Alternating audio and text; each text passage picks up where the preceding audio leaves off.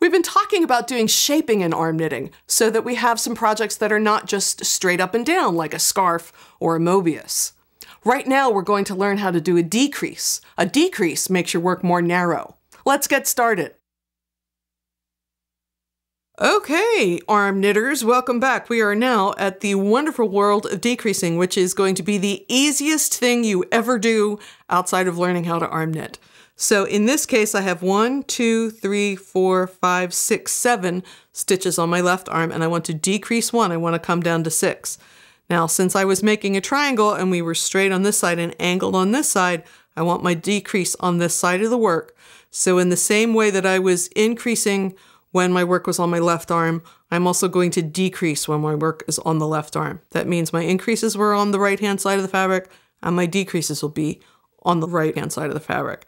And I'm working in plain stitch, so my yarn's going to go front to back over the thumb.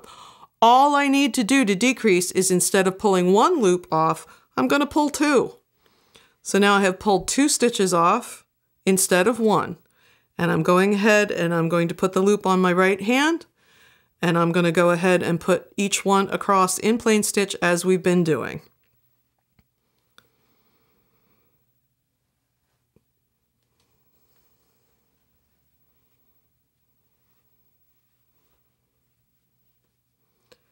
And now I have 1, 2, 3, 4, 5, 6 on my right arm. Now I'm going to go ahead and work even going back, also in plain stitch, front to back over the thumb. Twist the loop slightly when putting it on the other arm so that the working yarn is towards you.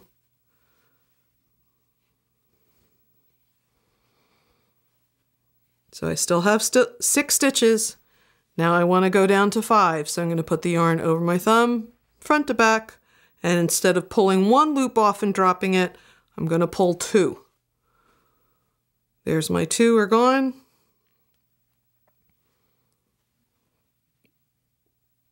Working across in plain stitch like we've been doing.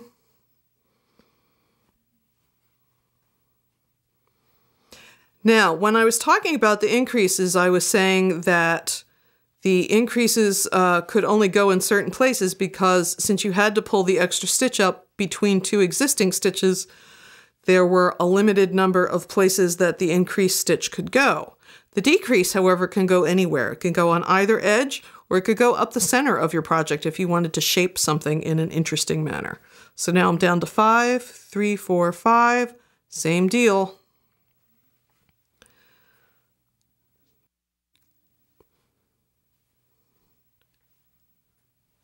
And now this is 4.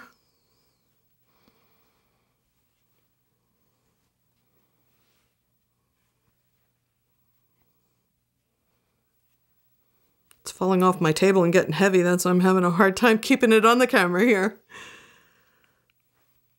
Got 4, I'm going to go down to 3.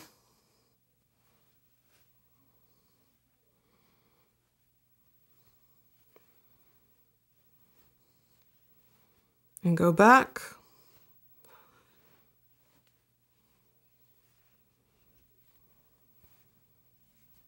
And I'm going to go down to 2. 2 is what I started this project with, as you may recall from the increase video. So I'm going to go down to 2.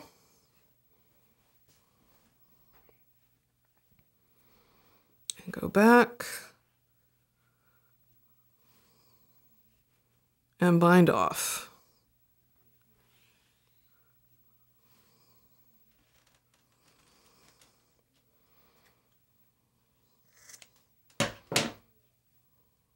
Pull my cut ends through, and there's my knot. Now, if you look at this, we have a little shaped scarf.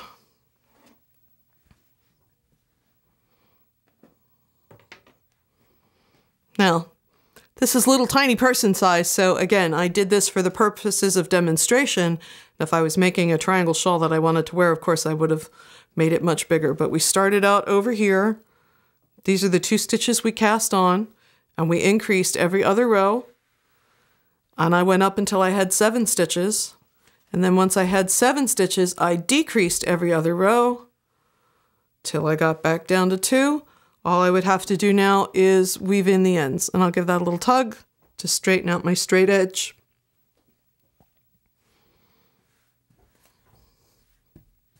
And there's my triangle. So anybody tells you you can only make rectangles in arm knitting, tell them they are confused. You can get the instructions for this and many other projects in Simple and Stylish Arm Knitting from Design Originals. And if you need any further information, please come visit us at www.arm-knitting.com. Thank you.